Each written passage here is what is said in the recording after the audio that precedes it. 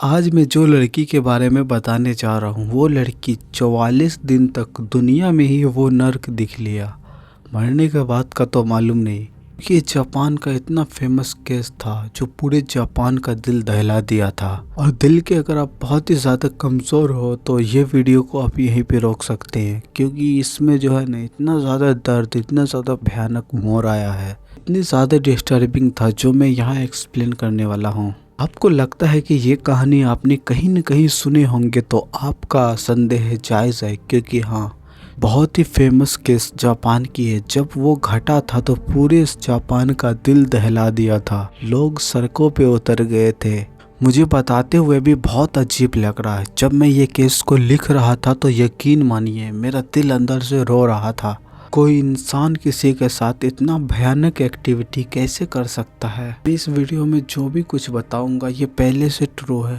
अगर आपको यकीन ना हो तो गूगल पे यही भी सर्च करके जानकारी ले सकते हैं। कहानी के स्टार्ट 1988 जापान। जुनको 17 साल की गर्ल हाई स्कूल स्टूडेंट थी। जिनको हाई स्कूल की टॉपर थी। ये बहुत ही मेहनती थी। इनका विचार बहुत ही अच्छे थे। ये किसी का भी बुरा नहीं चाहती थी। ये हमेशा किसी का भी मदद करने के लिए हमेशा तैयार रहती थी। इनको अपने जीवन में कुछ करना चाह रही थी। ये आगे बढ़ना चाह रही थी। सपने था कॉलेज जाना, अच्छी जॉब, अपने फैमिली के साथ खुशहाल जिंदगी जीना। ये पार्ट टाइम जॉब भी करती थी। ये प्लास्टिक फैक्ट्री में काम करती थी। जो भी पैसा होता था ये बहुत ही अच्छे से उसका केयर करती थी, बचाती थी। अपने माँ और भाई बहन के साथ रहती थी। नॉर्मल मिडिल क्लास फैमिली थी जिनको साइकिल से कॉलेज और जॉब जाती थी। ये इतनी ज्यादा हम्बल थी कि ये किसी से झगड़ा नहीं करती थी। लोग वहाँ के इनको बहुत ही पसंद करते थे। प्यार से जून जैन कहते थे। बिल्कुल स्वीट और इनोसेंट। इसी के स्कूल में इसके साथ जो पढ़ते थे रोसी मियानो 18 साल वो लीडर था। वो अघोरा 17 साल की उम्र मियानो का दोस्त बहुत ही क्रूर था ये। और शिंजी मियानो 16 साल की। अयासोबी बेतनेत वो 17 साल का लड़का था। ये सब एक ग्रुप मिल करके एक साथ रहते थे। ये सब कम उम्र के थे। इनके अलावा और भी लोग इनके पास आया जाया करते थे। इन चारों मुख्य मर्डर के लिए रिस्पॉन्सिबल थे। ये लोग स्कूल का टॉपर या लो लेवल का गैंग थे। 25 नवंबर 1988 जिनको जॉब करके पार्ट टाइम वो अपने साइकिल से घर जा रही थी। मियानो और मिनाटो मोटरसाइकिल पे थे। वो जुनको को जैसे ही देखा ये डिसाइड कर लिया कि इनको क्या करना है। वो अपने घर जा रही थी। ये कोई नशा भी नहीं करती थी। इनके जीवन में बॉयफ्रेंड का तो सवाल ही नहीं उठता है। स्कूल में हिरोशी मियानो जुनको को पसंद करता था। वो उसे प्रपोज किया। जुनको को ये सब पसंद नहीं था। उसने मना कर दिया। यही बात का गुस्सा अपने मन में बैठा लिया। ये गुस्सा कभी न कभी तो फूटता। ये वक्त का इंतजार कर रहा था और ये वक्त अभी आ गया है। इसको नजर आ रहा था। ये साइकिल से घर जा ही रही थी। एक बाइक आकर के उससे टक्कर हो जाता है। बाइक पे दो लोग बैठा हुआ था। बाइक से जो लोग जुनको को टक्कर मारा था वो जुनके के पास आकर के उसे छेड़खानी करने लगता, उसे छेड़ने लगता है। हिरोशी मियानो अपने गैंग के साथ वो बाइक वाले के पास आता है। उससे लड़ाई करके जुनको को बचा लेता है उनसे। हिरोशी मियानो जुनको को समझाया कि रात का वक्त है, तुम अभी अकेली घर कैसे जाओगी, तुम हमारे साथ चलो, मैं तुम्हें आसानी से तुम्हारा घर छोड़ दूंगा। जुनको ने तो बस यही सोची कि ये इसी की क्लास में तो पढ़ता है, ये सेफ है, इनका दोस्त है, इनके साथ जाना बेहतर होगा। उन पे भरोसा करके ये उनके साथ चली जाती है। उसको इसके घर पहुंचाने के बजाय एक कमरे पे किराए पे रूम लिया हुआ था उसमें ले करके जाता है। चारों दोस्त मिल करके उनके साथ एक एक करके करता है। उसे डराता धमकाता भी है कि तुम चिल्लाना मत, अगर तुम चिल्लाई तो मैं तुम्हें और तुम्हारे पूरे फैमिली को जान से मारूंगा। जो बाइक वाले दो लोग आकर के तुम्हें टक्कर मारा था उसको मैंने ही भेजा था। तुम्हारा भला इसी में है, तुम चुपचाप रहो। वो इतनी ज्यादा मासूम थी कि वो डर के मारे वो कुछ नहीं बोलती। वो जो बोला वो ये की। जब ये लोग को लगता है कि जिनको बहुत ही ज्यादा डर गई है तो ये लोग को अच्छा समय मिल जाता है और ये सभी मिल करके इनके साथ बहुत ही गलत करता है। जो अघोरा अपने दोस्तों के पास फोन करता है वो बताता है कि मैं जिनको के साथ क्या किया हूँ।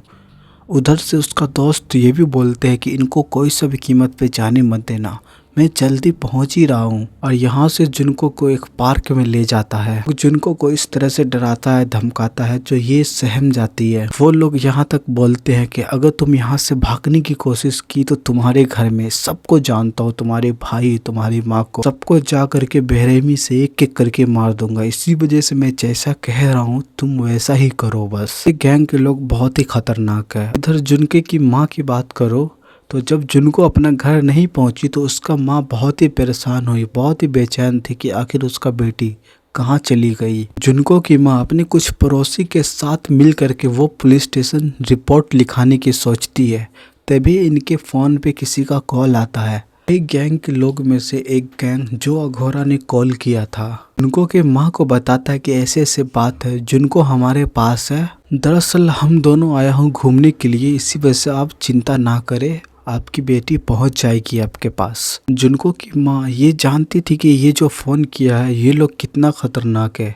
उसके साथ उसकी बेटी गई है। वो लोग इसके माँ को कहता भी है कि तुम सोचना भी मत FIR लिखाने का या मिसिंग रिपोर्ट लिखाने का। यहाँ से जुनको को शिंजी मियानो का घर ले जाता है। 16 साल का था और उनके घर में उनका माँ बाप अभी नहीं था। वहाँ ले जाने के बाद सब मिल करके बारी बारी करके इनके साथ बहुत ही दरिंदगी करता है। बारी बारी करके बार बार इनके साथ बलात्कार जैसे घटना को अंजाम देते हैं। यहाँ पे क्रूर की सीमाएं सब पार हो गया। यहाँ पे जितने भी थे सब एक एक करके अपने गैंग के और साथियों को बुलाने लगा यहाँ पे, और एक एक करके आने भी लगा। जो भी हो रहा था इस गैंग के लोग में, बात फैलते फैलते इतना ज़्यादा फैल गया कि इसके गैंग में जितने भी लोग थे वो एक एक करके यहाँ पे आने लगा। सभी को मालूम होता कि ये घर में जुनको है और इनके साथ आखिर क्या हो रही है। अभी तक जो भी हो रहा था सभी मिल करके एक एक करके उनके साथ बस बलात्कारी कर रहा था, रेप ही कर रहा था। लेकिन अब जो होने वाला था ये कभी आप या कोई भी कल्पना भी नहीं किए होंगे, क्योंकि इन पे आखिर क्या गुजरी होगी। जिनको ये गैंग लोग के पास थी, जैसे जैसे वक्त गुजर रहा था उनको पे अत्याचार और भी ज्यादा बढ़ते ही जा रहा था। जिनको का हालात ये घर में ऐसा था कि पूरा पूरा दिन इनको लंगा रखा जाता था। इनके गैंग के लोग जो भी जिनको के साथ गलत काम करता और हल्का करने के लिए जो मल मूत्र इनके शरीर से बाहर आता वो जिनको के मुंह के अंदर या फिर मुंह पे वो गिराता। इस तरह से और भी ज़्यादा गंदा इनको किया जाता। इनको 17 साल की थी, वो तो बच्ची थी नहीं, वो सब समझती थी कि आखिर उनके साथ क्या हो रहा है। इनको कई दिनों तक खाना नहीं दिया जाता खाने के लिए, ना ही पानी तक नहीं दिया जाता पीने के लिए। गैंग के लोग इनको जब मर्जी होता तब सब एक ग्रुप बना करके अकेले अकेले करके सब मिल करके इनके साथ उफ यार, मैं जो बोल रहा हूँ, मैं समझ रहे हो मैं क्या बोल रहा हूँ, मुझे खुद समझ नहीं आ रहा कि आखिर मैं बोल क्या रहा हूँ। लेकिन हाँ ये सच है दोस्त, जब से मैं बता रहा हूँ अभी तक 100 बार से भी ज़्यादा बार इनके साथ गलत काम जैसे कर दिया होगा। जाहिर सी बात है अगर ये लोग गैंग बनाए हुआ है तो ये लोग शरीफ तो होगा नहीं मेरे तरह, या नशा वशा कोई फूकता तो होगा नहीं, ऐसा तो हो नहीं सकता है। ये लोग नशे पत्ते वहीं पे करता, सिगरेट जला करके जो होता उनके बॉडी पे सटा करके इस तरह से उनको जलाता। बहुत ही दर्दनाक तरीके से वो चीखता चिल्लाता, उनको दर्द होती जिनको को। यहाँ पे इनको बचाने वाला कोई नहीं है, ना ही इनका आवाज़ कोई सुनने वाला है। तो इतना ज़्यादा ठंड था, जो मन में आता जितने भी गैंग के लोग अपनी मर्जी से उसको पीटा करता। जहाँ मर्जी होता वहाँ पे फैंट जो लात घुसा जो भी होता सब उसको मारता पीटता। हमेशा उसको लंगा ही रखा जाता। उनको कपड़ा पहनने का भी इजाज़त नहीं था। वो भूखी प्यासी बैठी होती, सोई होती, दर्द से चीखती चिल्लाती। उनको दिखा करके ये लोग जो मन में आता वो खाता उनके सामने में। सब चीज़ तो हो ही रहा था, जो फुटबॉल जो होता ना बॉक्सिंग, उस तरह से बना करके जिनको को सब मिल करके पीटा करता, जैसे कि बॉक्सिंग प्रैक्टिस कर रहा हो इस तरह से। जब तक जिनको पूरी तरह से अधमरी नहीं हो जाती तब तक ये लोग शांत नहीं होता। बोलने टाइम में भी घिन आ रहा है। जब ये लोग खाना खाता जो मल मूत्र जो भी होता उनको पिलाने पे मजबूर कर देता, बोलता पी। और जिनको ना चाहते हुए भी उनको पीना पड़ता। उनके पास लाइटर भी था, वो ले करके जिनको के बॉडी पे जितना भी बाल था उनको एक एक करके वो जला देता। यहाँ तक तो पलकों पे जो बाल होता है भौं के पास उसको भी जला देता। मैं पूरे बॉडी का बात किया हूँ, पूरा बॉडी पे जो बाल होता है लाइटर ले करके सभी को जला देता। अब सोचो दर्द कितना ज़्यादा हुआ होगा। अब जो मैं बताने वाला हूँ वो बहुत ही ज़्यादा डिस्टर्बिंग। इन गैंग के लोग में करते क्या थे, एक गैंग के लोग इनका टांग एक साइड से और जिनको का टांग दूसरे साइड से पकड़ के खींचता, समझ रहे हो। और जलता बल्ब जो गर्म होता था उसके प्राइवेट पार्ट के अंदर वो घुसा देता था। ऐसे भी लोग की दुनिया में एग्जिस्ट कर सकता है कि किसी को इतना तकलीफ़ दे करके उसे खुशी मिलता हो, वो खुश होता हो। मैं जब लिख रहा था ना, मैं पहले ही बोला था ना कि मैं जब बोलूँगा ना तो मुझे खुद पता नहीं कि मैं क्या बोल रहा हूँ। लेकिन वक्त गुजरते गुजरते यहाँ पे जुनको को पूरा 30 दिन गुजर चुका है। ये पूरे 1 महीने से यहाँ पे कैद है। जुनको का पूरा बॉडी लहू लुहान हो गया था, उनके बॉडी से स्माइल बदबू तक आने लगा था। फिर भी ये लोग गैंग के लोग रुकने वाले नहीं थे। एक एक करके जब मर्जी हो तब उनके साथ गलत काम करता और बुरी तरह से पीटता। वो अधमरी तो हो गई थी पूरी तरह से। तक आंकड़ा के हिसाब से 500 बार जिनको के साथ ये लोग मिल करके गैंग जैसे घटना को अंजाम दिए हैं। इतना बार या इतना टॉर्चर करने के बाद जिनको का बॉडी वो जवाब देने लगा था, इस तरह से हो गया था। टाइम भी ना होता फिर भी उनके बॉडी से मल मूत्र जो भी था वो बाहर आने लगा। आप लोग यही सोच रहे हो कि इतना कुछ हो गया, लेकिन जिनको यहाँ से जाने के लिए वो मिन्नतें क्यों नहीं कर रही। वो मिन्नतें कर रही थी, सभी गैंग के लोग से माफ़ी मांग रही थी, कह रही थी कि मेरी आखिर गलती क्या है, मुझे यहाँ से जाने दीजिए प्लीज़ प्लीज़। बहुत ही रिक्वेस्ट कर रही थी। इनका शरीर बहुत ही ज़्यादा जख्मी था, हर जगह जख्म था। उन जख्मों पे कीड़े तक आने लगा था, शरीर से महक आने लगा। सारे गैंग लोग एक एक करके आ रहे थे अपना हवस जो भी है मिटाने के लिए। उनका भी इंटरेस्ट जिनको से अब धीरे धीरे ख़त्म होते जा रहा था, क्योंकि ये बहुत ही ज़्यादा गंदी हो गई थी। महक रहा था शरीर इनका बुरी तरह से। पूरे रूम में बदबू भगाने के लिए स्प्रे मार रहा था, लेकिन कितना मारता स्प्रे। ये लोग का मन जिनको से पूरी तरह से भर गया। इन लोग को तो अब कोई न कोई नया फ्रेश चाहिए। इसी वजह से इस चौराहे पे एक और लड़की अपने घर जा रही थी, उसको किडनैप करता है। गैंग के 4 लोग जो आरोपी था वो उस लड़की के साथ बलात्कार करके उस लड़की को जाने देता है। वो लड़की जैसे ही बाहर जाती है वो जा करके अपने माँ बाप को बताती है और अपने माँ बाप के साथ जा करके पुलिस स्टेशन में रिपोर्ट लिखा देती है उन चारों के खिलाफ। ये लड़की एफआईआर लिखाने की वजह से पुलिस वाले चारों लोग को उठाता है। पुलिस वाले को तो ये मालूम भी नहीं था कि जिनको के साथ आखिर क्या हुआ है, वो कौन है, वो कहाँ रहती है, उसे कुछ नहीं पता। ये तो इन लड़के के साथ जो ये बलात्कार किया है इसको लेकर के वो चारों को उठाता है। जिनको की बात करें तो इसको यहाँ पे रहते हुए पूरे 44 दिन हो चुके थे। सिमियानो और कुछ गैंग के लोग गैम्बलिंग करते थे, वो जुआ जा कर के खेलते थे। उसी रोज़ शाम के वक्त वो जुआ जा कर के खेल रहे थे और उसमें वो बहुत ही ज़्यादा पैसा हार जाता। इससे वो बहुत ही ज़्यादा डिसअपॉइंट हुआ।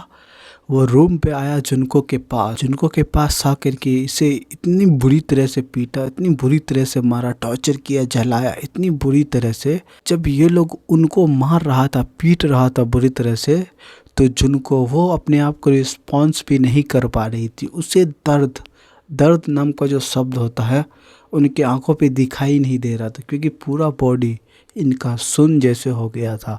उसे कोई फ़र्क नहीं पड़ रहा था कि कोई उसे मार रहा है। आज 44 दिन बाद इस नर्क भरी दुनिया से वो अपने आप को आज़ाद कर लेती है। उनका दम टूट जाता है। अब जिनको इस दुनिया में नहीं रही।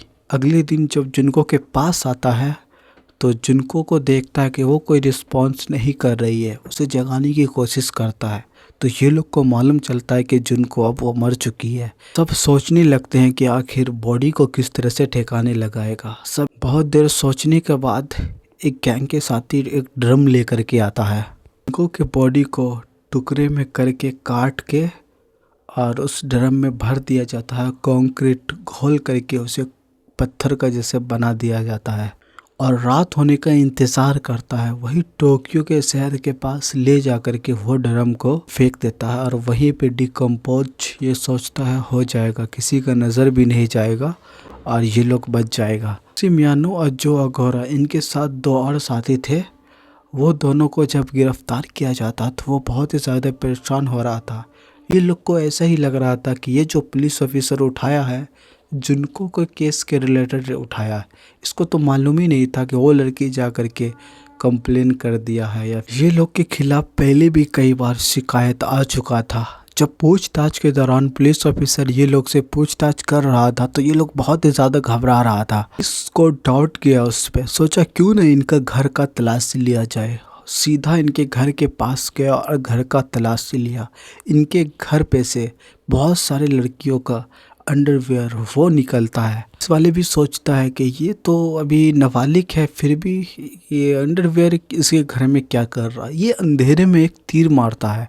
आज से 1 महीना पहले एक महिला और उसके बेटी का मर्डर हो गया था। वही केस लेकर के इनके पास आया, बोला कि हमें पता चल गया कि तुम लोग आखिर क्या किए हो, तुम मर्डर किए हो। और ये दोनों और भी ज़्यादा डर जाता है, वो टूट जाता है। वो बताना स्टार्ट करता है, बताता है। जो ऑफिसर सुन रहा था उनके पैरों तले जमीन घिसक जाता है। टोक्यो शहर के समंदर के किनारे वो फिलहाट से जगह था, वहाँ पे का नाम बताता है कि वहीं पर हम बॉडी को डिकम्पोज करने के लिए छोड़ दिया था, दफना दिया। जब वो लोकेशन पर पुलिस ऑफिसर अपनी टीम के साथ जाता है तो वहाँ पे एक ड्रम मिलता है जो कंक्रीट से पूरा सूख गया था और बंद था, भरा हुआ था। ये ऑफिसर का नज़र वो ड्रम पे गया।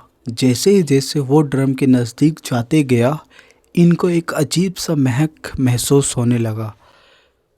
और जब थोड़ा सा और पास गया ड्रम को सीधा किया गया तो ड्रम को देख करके कोई भी कह सकता था कि ड्रम के ऊपर जो है कंक्रीट से बाहर बाल आ रहा था, क्योंकि बाल से यही साबित होता कि ये कोई लेडीज़ का ही बाल है। जब कंक्रीट को तोड़ करके देखा जाता है तो उसके अंदर से बहुत ही टुकड़ों में एक लड़की की लाश मिलती है। और दबाव बनाने पर, पूछताछ करने पर बताता है कि ये जुनको नाम की लड़की थी। इनके बारे में पूरा डिटेल्स बताता है। हर एक गैंग के ग्रुप में से सिर्फ 4 लोगों को गिरफ्तार किया जाता है। जैसे मैन मुख्य आरोपी होता है। हैरान कर देने वाली बात ये थी कि ये चारों नाबालिग थे, इनका नाम तक छुपाया जाता है। जब ये केस के बारे में सुकांत मुंसफ नाम के एक पत्रकार को मालूम चला था, अखबारों के हेडलाइन होम पेज पे वो छाप देता है कि कोई एक मासूम लड़की को इतनी बेदर्दी से मार दिया जाता है, उसका नाम तक, आरोपी का नाम तक बाहर नहीं आने देता है। अखबारों में लिखा कि ये चारों ने जो जुनको के साथ किया वो माफ़ी का लायक नहीं, बहुत ही घिनौनी अपराध है जिसे माफ़ कतई नहीं किया जा सकता है। जब ये खबर जिनको की माँ को मालूम चली तो वो पागल सा हो गई, उनका दिमाग क्रैक सा हो गया। उसे कई हफ्तों तक, महीनों तक साइकेट्रिस्ट का सहारा लेना पड़ा। फिर उनकी बेटी के साथ इतना दर्द भरा हैवानियत किया गया। जो कानून सिस्टम है उनकी बेटी को न्याय तक नहीं दे पा रहा, उनके नाम तक अखबारों में या कहीं भी नहीं लिया जा रहा है। इसमें हर तरफ ये केस बहुत ही तेजी से वायरल हुआ। हर एक इंसान के जुबान पे चुनचन नाम से जो प्यार से बोलती थी, इन्हीं का नाम उनके जुबान पे था। और जब बहुत ज़्यादा प्रोटेस्ट लोगों ने आवाज़ उठाया तो ये देख कर के कोर्ट ने इन चारों को फैसला सुनाया। हिरोशी मियानो को 17 साल की सज़ा और इनके 3 और साथी को 6-6 साल की सज़ा सुनाई। सज़ा के बारे में जैसे ही लोगों को मालूम चला, गुस्सा और भी ज़्यादा भड़क गया। इसी वजह से इनके माँ इसके केस को टोक्यो के कोर्ट में चैलेंज किया। वो कोर्ट का जज ये देखते हुए जो गैंग के लीडर थे उसे 20 साल का सज़ा कर दिया और 3 को जो 6-6 साल का था उसे बढ़ा करके 9 साल का कर दिया। उसने कहा कोई ऐसा शब्द नहीं है जिसे मैं इसे बयां कर सकूं। सेट तो देखो, ये नाबालिग था, छोटा छोटा ग्रुप का लोग गैंग बना करके, कोई इतना हद तक माइंडसेट किस तरह से हो सकता है वो लोगों का। और जो जो किया उनके साथ, बाहर का ग्रुप का लोग आया, वो लोग का नाम तक नहीं आया कौन था वो, लेकिन सच्चाई वो तो छुपती नहीं है। तो गाइस, मैं एक वीडियोस बनाया था इससे पहले, 1 हफ्ता पहले। वो जब मैं डाला यूट्यूब बहुत ही अच्छा रिस्पॉन्स दिखाया। जो लोगों के पास भेजा वो लोग नहीं वीडियो देख सकता, क्योंकि हम जो बना रहे हैं वो क्राइम से रिलेटेड, वो हर इंसान को थोड़ी ना पसंद आएगा। अब यूट्यूब वो लोगों को दिखा दिया जो लोग वीडियो को क्लिक ही नहीं किया। इम्प्रेशन बहुत ही तगड़ा आया था लेकिन व्यूज़ ना के बराबर। अगर आप देखना चाहते हो तो कहानी बस उसमें यही है कि एक वाइफ है, उनके जीवन में 3 शादियाँ, 3 लोग आते हैं, जिसमें से एक को तो कार एक्सीडेंट करके उसको ठिकाना लगा देता है, और दूसरा आता है उसे मार करके काट काट करके आइसक्रीम में मिक्स करके हर जगह फैला देता है। तीसरा होता है उसके साथ भी ऐसा ही कुछ करता है, क्योंकि बचपन से ये लड़की जो थी इन्हें सिर्फ बच्चे पैदा करने का बहुत ही जुनून सवार थी। 10 साल की उम्र में ही अपने माँ से पूछती थी कि बच्चे आखिर कैसे पैदा होते हैं। आपको वीडियोस देखना है तो एंड स्क्रीन में आप देख सकते हैं। जाने से पहले वीडियो को लाइक कीजिए, चैनल पर नए हो तो चैनल को सब्सक्राइब कीजिए। और हाँ, अगर आपको लगता है कि आपके सर्कल में कोई ऐसा दोस्त है जिसको ये वीडियो का नीड हो सकता है, तो शायद आपको उन लोगों के पास ये वीडियो को भेजना चाहिए। और हाँ, कोई सा भी दिक्कत हो, तकलीफ़ हो, कमेंट बॉक्स में अपना राय ज़रूर बताइएगा, क्योंकि इंसान ही एक दूसरे का मदद कर सकता है। कोई और अदृश्य शक्ति तो आएगा नहीं आपको या आपको मदद करने के लिए। आपको खुद अकेलापन से लड़ना है। मुझे ही देख लो, मैं इतना अकेला हो गया हूँ लाइफ में, जो मुझे खुद पता ही नहीं कि मैं कौन हूँ। मैं बहुत ही डिस्टर्ब रहता हूँ, अकेलापन बहुत ही ज़्यादा खाता, कोई है नहीं जीवन में। जो भी था होता न कि हर एक इंसान के लाइफ में कोई न कोई राज होता है। बहुत ही अच्छा एक शायरी है, पता नहीं कौन मारा था लेकिन शायद सूट खा रहा है, कि किसी भी खूबसूरत लड़की के पीछे नहीं भागना, उसके पीछे कई राज दफन होते हैं। तो थैंक यू सो मच।